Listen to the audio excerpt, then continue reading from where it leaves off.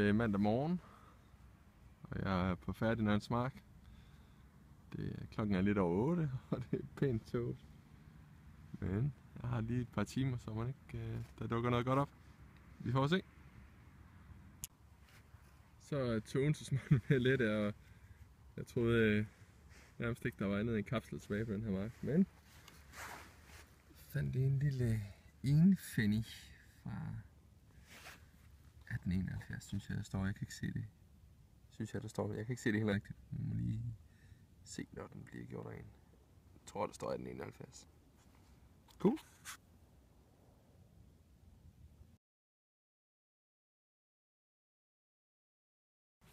Så selvom det går lidt træt i dag, så kom der lige en enkelt øre.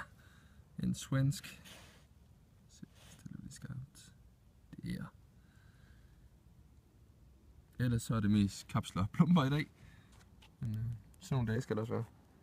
Cool.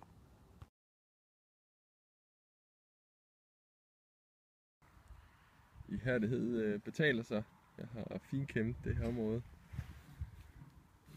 Igen, hvad det vil sige, for jeg har været over det mange gange. Men der er stadigvæk mønter at hente. En lille fin etø her. Stiller lige skarpt. Sådan der. Ser ud til at være i fin stand. Cool. Og det er simpelthen dagen for udenlandsk valuta. 2 øre. Norge eller Sverige, kan jeg ikke lige se. Den har den der bagpå. Cool.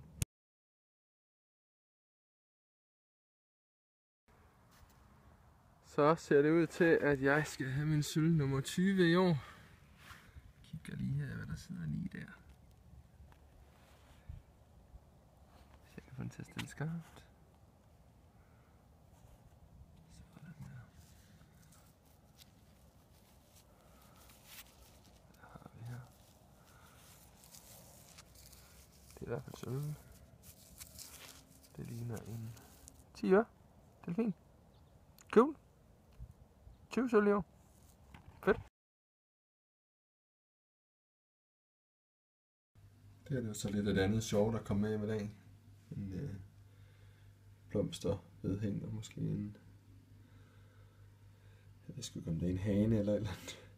Et par plumper og lidt knapper.